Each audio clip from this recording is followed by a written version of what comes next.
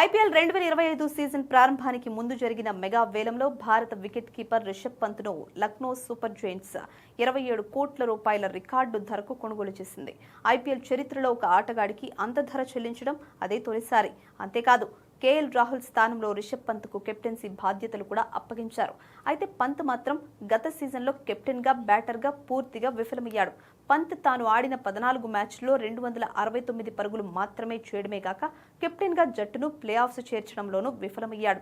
ఈ నేపథ్యంలో గత ఏడాది డిసెంబర్లో జరిగిన మినీ వేలంలో పంత్ను జట్టు నుంచి రిలీజ్ చేయాలన్న ఆలోచన లక్నో సూపర్ జెయింట్స్ కు కలిగినట్లు తాజాగా వార్తలు వెలువడ్డాయి. బ్యాటింగ్లో విఫలమైన పంత్ అటు కెప్టెన్గానూ విఫలం కావడంతో జట్టు నుంచి రిలీజ్ చేయాలని లక్నో యాజమాన్యం భావించిందట.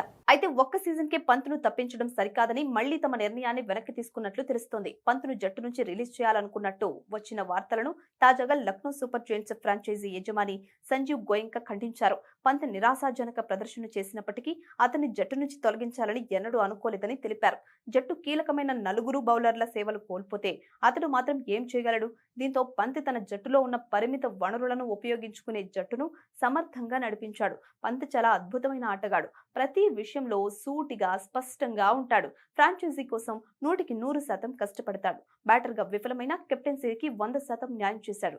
ఒక ఆటగాడి నుంచి అంతకంటే ఎక్కువగా ఆశించలేము అని చెప్పుకొచ్చారు సంజీవ్ గోయంకా. ఇక పంత్ ఐపీఎల్లో 125 మ్యాచ్లు ఆడి 3553 పరుగులు సాధించాడు. అయితే ఈ సీజన్లో లక్నో సూపర్ జెయింట్స్ తమ తొలి మ్యాచ్ను ఏప్రిల్ 1న ఢిల్లీ క్యాపిటల్స్ తో ఆడనుంది.